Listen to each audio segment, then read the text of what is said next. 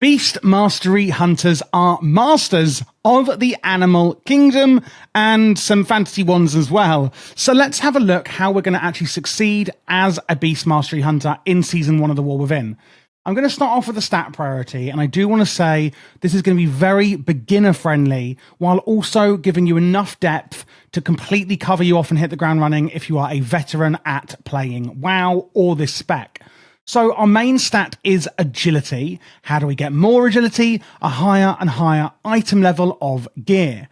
This here is the stat priority for the secondary stats. However, you should only really be actually comparing these if you're looking at two items of the same eye level. Always go for a higher and higher eye level. That's always generally going to be better. So agility increases the damage of our attacks, of course. Looking at the secondary stats, Mastery is very unique. Master of Beasts is what we have as a Beast Mastery Hunter, and it's going to increase the damage done by your pets. So the more mastery, the more damage your pets do. So you've got Critical Strike, giving you a higher chance to do more damage. Haste is going to increase your attack speed and your focus regeneration, which is your main resource that we're going to spend to deal our attacks and spells. Versatility will increase damage and healing done, and also reduce damage taken. Looking quickly then at the set bonus, the tier set that we're getting this season in The War Within, it's the Lightless Scavenger's Necessities. Our 2 set bonus, when we get 2 pieces of this set, Barbed Shot further increases your pet's attack speed by 5%. So when we use Barbed Shot, it's making our pets attack even quicker, and your pet's attacks have a 10% chance to increase all pet damage you deal by 10% for 10 seconds. It's very, very simple on that. If you don't know Barbed Shot or any of the other abilities, I will be covering them fully and explaining when to use them and what we're going to be using shortly in this video. So now we're going to look through some of the utilities and defensives and things like that we have available to us as a hunter in The War Within. So I do want to just say, if you are a beginner watching, don't worry, I'm not going to show you every single spell. These are the ones that I think are really, really important that you should be aware of and using. There are, of course, other niche spells. And maybe if you are a beginner, when you're more comfortable with your rotation and how the build works, maybe just have a look through your spellbook and your talents on the hunter side on the left and just see what else you have available. But I don't think it's good to overwhelm yourself if you are. So, first up on the left, these are things that we're more doing to our enemies, and on the right is more things that are going to actually help us and our allies. So starting on the left then, we've got Freezing Trap. You can see that you can place this wherever you like, and you're going to fling it over there like that. Hurling a Frost Trap at the target location, and it's going to incapacitate the first enemy that touches it. You know, it's a trap. And this is going to actually last for an entire minute. So they're stuck there now for an entire minute, unless you do damage to them, at which point that is then going to stop the trap.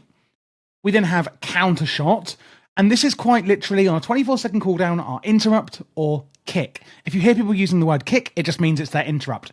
This is how we're going to interrupt our enemy's spellcasting, and that is really important to do. Beginners and veterans alike often overlook the importance of interrupting your enemy's spellcasting.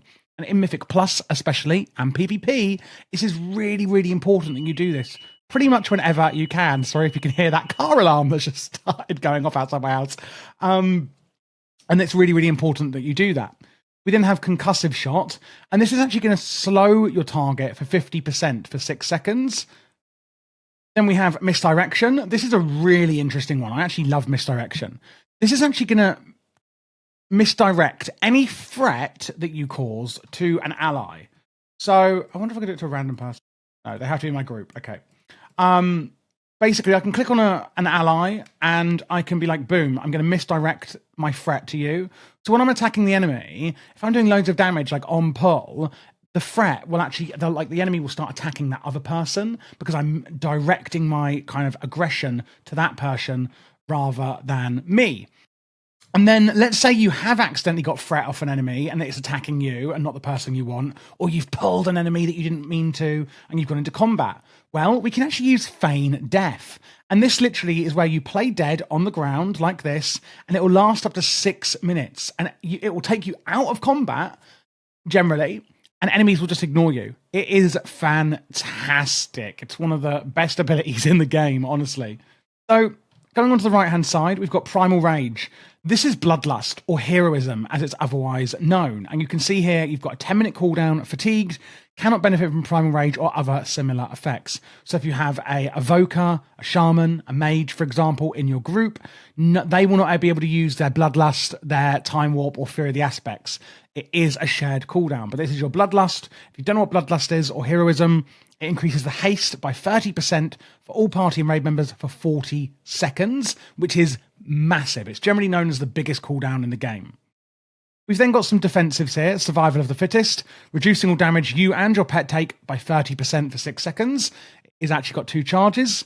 We've got Camouflage. You and your pet blend into the surroundings and gain stealth for an entire minute. While camouflaged, you're going to heal 2% of your maximum health every 1 second. And lastly, we've got Hunter's Mark. You can put this on before you go into combat, and you should always be doing this. It's actually going to increase the damage done to that target by 20% when they're over 80% health, and that's going to be for in the entire party and raid, not you, which is a phenomenal way to actually add damage for your entire group going into combat. And that is it for Hunters. Like I said, there's a lot of other ones. You've got, like, down here, Eyes of the Beast. You've got Eagle Eye. You know, there's so many utilities that we do have available to us as a Hunter. Scattershot, Scare Beast, Tar Trap, you know, the list goes on. But again, these are the ones that I think are the really core and important ones going into the War Within that you should know. So now for the fun part, we're going to look at the actual rotation that we're going to be doing. So starting off then, we are going to be looking at the raid rotation. And for both Mythic Plus and Raiding, we are going to be taking the Dark Ranger hero talents. So we are taking that for both builds. And the builds are very, very similar, apart from we're moving out these few talents for here so that we can do some AoE damage. That's literally all we're changing. So first of all, don't forget to obviously put your Hunter's Mark on. And then the first thing we're going to do, this is single target that we're starting off with, is use our Barbed Shot. Now, this is actually going to cause a buff, not on us, but actually on our pets. Can you see my Wild Serpent here has Frenzy, 2 stacks. And if I use a 3rd stack, it now has 3 stacks. Attack speed increased by 105%. So, Barbed Shot then. Fire a shot that tears into your enemy, causing them to bleed for X amount of damage, and increases your critical strike chance for 2% for 10 seconds, and that can stack 3 times. Sends your pet into a frenzy, increasing their attack speed by 35% for 10 seconds, and that again stacks up to 3 times. It's also going to generate 20 focus over 8 seconds. What is focus? Well, that is the main resource we are spending, of course, as a hunter. So our main priority is keeping up those 3 stacks on our pets at all times.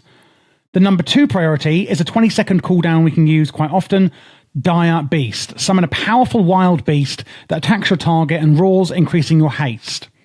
After that, we're going to use our kill command, and specifically, we want to use it just before our Call of the Wild cooldown comes off cooldown. Kill command gives the command to kill, causing your pet to savagely deal damage to an enemy with max 2 charges. Then we have Black Arrow. This is actually from the hero talent. Fire a black arrow into your target, dealing shadow damage. Each time the black arrow deals damage, you have a 10% chance to generate a charge of Barbed Shot. And that again is from the Dark Ranger. We will be going in a lot more depth the hero talents shortly. I then want to talk about Kill Shot to you. So normally, Kill Shot can only be used with enemies under 20% health. However, if we look at this talent here, you'll see it's called Venom's Bite. Kill Shot applies Serpent Sting for 18 seconds. Fire a shot that poisons your target, causing them to take nature damage instantly and over another 18 seconds.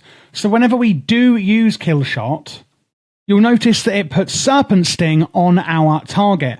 And we want to use Kill Shot here if Serpent Sting has only a few seconds remaining. So you want to try and keep up the Serpent Shot on our enemy at all times. And you will notice when I use Black Arrow, I can then use Kill Shot. So there's a few ways we can use Kill Shot when they're not at 20% health or under. After that, we're going to use Call of the Wild, the cooldown. You sound the Call of the Wild, summoning 2 of your active pets for 20 seconds. During this time, a random pet from your stable will appear every 4 seconds to assault your target. You can see there's loads of them here attacking the target dummy. Each time Call of the Wild summons a pet, the cooldown of Barbed Shot and Kill Command are reduced. After that, we can use Bestial Wrath on a 1.5 minute cooldown. Sends you and your pet into a rage, instantly dealing loads of damage to its target and increasing all damage you both deal by 25% for 15 seconds. Removes all crowd control effects. Bestial Wrath's remaining cooldown is reduced each time you use Barbed Shot. So you can see here, as soon as I use my Barbed Shot, you'll see the cooldown suddenly decreases a lot, and there you go. After that, just use Kill Command with, no other reason to, just use it at that point. And then we're going to use Barbed Shot. Then we have an option. If our Bestial Wrath is up, like it is now, we're going to use Cobra Shot. If it's not up, we'll use Explosive Shot. So it depends on if you're in your Bestial Wrath cooldown or not. Explosive Shot does a shot that explodes in fire damage, and Cobra Shot reduces the cooldown of Kill Command by a second and does some damage. After that, we're just going to use Kill Shot if we can, and then Cobra Shot if we've got nothing else to press. So again, maximum priority is keeping up the 3 stacks of Frenzy on our pets. Use your Dire Beast cooldown on cooldown. Use Kill Command just before Call of the Wild is coming off cooldown. Then we're going to use Black Arrow. Use Kill Shot to keep up your Serpent Sting. Of course, Black Arrow is going to enable us to do that. Then use Call of the Wild if you can. Then use Bestial Wrath. Then use any remaining charges of Kill Shot.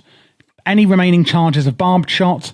Use Explosive Shot if we are not in Bestial Wrath, which looked weird because I pressed it as I used it, but just to be very clear, use Explosive Shot if Bestial Wrath is not up. If Bestial Wrath is up, use Cobra Shot instead. After that, it's just Kill Shot if you can, and then Cobra Shot. So basically, we're using Kill Shot here to refresh Serpent Sting. If it's already refreshed for loads of time, we're just using Kill Shot as a last resort sort of thing. And that is the single target rotation. Now we're going to have a look at the Mythic Plus AoE rotation. TLDR, it's very, very similar. Once we've looked at that, then we'll look through the hero talents in a lot of detail and see what exciting stuff that is actually enabling us to do. So you will see here, like I said before, we're only changing over a few very select talents. Mainly it's these 3: multi-shot, where you can fire several missiles hitting your enemies for X amount of damage, triggering Beast Cleave, and deals reduced damage beyond 5 targets. And then we have here Beast Cleave. After you multi-shot, your pet's melee attacks also strike all nearby enemies for 80% of the damage in Kill Command, strikes all nearby enemies for 80% of the damage for the next 6 seconds, deals damage beyond reduced targets. This is all happening passively. And Kill Cleave, while Beast Cleave is active, Kill Command now also strikes nearby enemies for 80% of the damage that it's dealt, and that also deals reduced damage beyond 8 targets. So it's all happening passively apart from your multi-shot. Pretty much you're going to keep the same rotation. The only thing is here in the rotation, you're going to want to use your multi-shot. And specifically, you want to do this if Beast Cleave has less than 3 seconds remaining. You can see here, 3, 2, and then there we go. It's only up for 5 seconds here, so you are going to be using multi-shot a fair amount in the AoE rotation. But that is really all we are actually changing in it. We're still going to be following down the same path, even in that Mythic Plus rotation in AoE. There's not really much changing for us Beastmasteries. Beastmasters. So in this Beast Mastery build, we are going with the Dark Ranger hero talents. Now, this is all included already into the rotation I have shown you, of course, but this is the why around the what on the rotation we are doing. It starts off with getting Black Arrow. Fire a Black Arrow into your target, dealing shadow damage over 18 seconds. Each time Black Arrow deals damage, you have a chance to generate a charge of Barbed Shot, which is pretty nice. Going down the left side first, we've got Overshadow. Barbed Shot and Kill Command deal more damage. Then we've got a first option. Dark Empowerment. When Black Arrow resets the cooldown of an ability, you gain some focus. Or you can say when a target affected by Black Arrow dies, the cooldown of Black Arrow is reduced. That's obviously quite situation dependent. If it's a single target, we don't really care about Grave Reaper. And we would go with Dark Empowerment, for example. Shadow Lash. When Call of the Wild is active, Black Arrow deals damage faster. Woohoo for us. Shadow Hounds. Each time Black Arrow deals damage, you have a 10% chance to manifest a Dark Hound to charge to your target and deal shadow damage. I really like this, especially for Beast Mastery, because we're summoning more beasts. Another option here, you heal for 15% of all shadow damage dealt by you or your pets, which is a good passive healing, but I quite like Smokescreen. Exhilaration grants you 3 seconds of survival of the fittest, which activates Exhilaration at 50% effectiveness. Then we have Shadow Surge. When multi-shot hits a target affected by Black Arrow, a burst of shadow energy erupts, dealing moderate shadow damage to all enemies near the target, which is really good for multi-target. Can only happen every 6 seconds, however. Death Shade. When you apply Black Arrow to a target, you gain Hunter's Prey. Dark Chains. Disengage will chain the closest target to the ground, causing them to move slower until they move 8 yards away. This is insane for disengaging. It makes disengage so much better. And honestly, if I was like an enemy of you with Dark Chains, oh my god, that is like so annoying, and I love it. Then we have Darkness Calls or Shadow Erasure. Darkness Calls, all shadow damage that you and your pet deal is increased. Or Shadow Erasure, Kill Shot has a 15% chance to generate a charge of Barbed Shot when used on a target that is affected by your Black Arrow. And lastly, Withering Fire. When Black Arrow resets the cooldown of Barbed Shot, a barrage of dark arrows will strike your target for the shadow damage and increase the damage you and your pet deal by 10% for 6 seconds, which is really cool as well. So it's all quite passive, apart from actually gaining Black Arrow, of course. But I don't think it makes the rotation too much more complex. I think it just enhances it, which is the idea of hero talents. I really do like the Dark Ranger hero talents that we are taking. Finally, we're going to look at the consumables and enchants, etc. that we're using. So in the War Within, a few things have changed. Nerubian Gem Weavers. These are the new things you get in the weekly vault that you can add sockets to your gear with. So you're going to get them on the head, the wrist, and the waist, or at least that's where you can use them, should I say.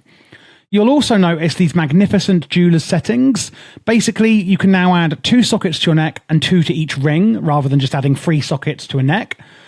So 2 on the neck, 2 on the ring, 2 on the ring. Chant of Winged Grace gives avoidance and takes away some fall damage on your cloak. On your chest is Crystalline Radiance, giving you, primary stat, sorry. Chant of Armored Avoidance gives you some avoidance. Going to put an armor kit on our legs. Defender's March or Scout's March. It's up to you which one you go for here. I like Scout's March as it gives speed, so you can get around quicker and a bit more mobility. Critical Strike is generally the best enchant for the rings, but if you are simulating, do be careful to check which is the best secondary stat for you. And the Authority of Radiant Power is going to be on your weapon enchant. Basically, dealing damage has a chance to smite your enemy with radiant power and then also massively increase your primary stat as well. And that is what that weapon enchant will do. Then looking at the actual consumables, I would just say to go for the Flask of Tempered Versatility, because it's a very general flask like we did in Dragonflight. Same in the War Within. You can just use that to get more versatility. Feast of the Divine Day, pretty obvious on why we're using a feast. Tempered Potion, this is really interesting. This is actually going to increase all your other secondary stats that you're not using on your flask. Algari Healing Potion is the healing potion for the War Within. Algari Mana Oil, again, adding haste and crit, I think it is, off the top of my head. I filmed so many of these. I'm like, is that what it is? It is, on the Mana Oil for your weapon. And if you are using an Augment rune, these are called Crystallized Augment runes. This just gives you a bit more primary stat, but are generally very expensive. And then sockets. Culminating Blasphemite. Basically, it adds primary stat, and it's also going to add 0.15% critical effect, not chance, but effect, per color gem you have. So if you're using a ruby, an onyx, a sapphire, and an emerald, it's 4 times 15, so you're going to get 0.60%, so 0.660, not 60%, 0.60% increased critical effect. If you're only using rubies, you're only going to get 0.15%. Hopefully that makes sense. Once you've used one of each color, feel free to go ham, depending on what you need for your character, if you're simming, etc., or based off the stat priority I showed earlier, depending if you're a beginner or not, for the rest of the gems. But on your first 4 gem sockets, do try and get one of each color for your culminating Blasphemite. Thank you so much for watching this guide. I hope it was really useful for you in the War Within Season 1, whether it was for Mythic Plus or raiding. If you do have any questions, I'll be happy to help. My Patreon is in the description below, and that is where you can find my LVUI profiles, which I'll show you in a second. And also, I'm putting together a huge macro list for every single spec that's going to be really useful for you in the War Within as well. I am doing all classes and specs for the War Within, so if you are new to the channel, then please do click this playlist here to check out what else I have, which is all of them. There will also be PvP guides on this channel as well for War Within Season 1, so make sure to look out for that. This here is the UI that I was referring to. As you can see, we've got target frames, etc., left and right, and raid frames go in the middle here, and then weak auras in the middle with an action bar down here. Chat is behind where my camera is. Minimap and details, etc., are here on the right. All of the plater profiles, the voodoo, the LVUI, etc., details profile has all been made by me. And again, you can get this on my Patreon should you like it.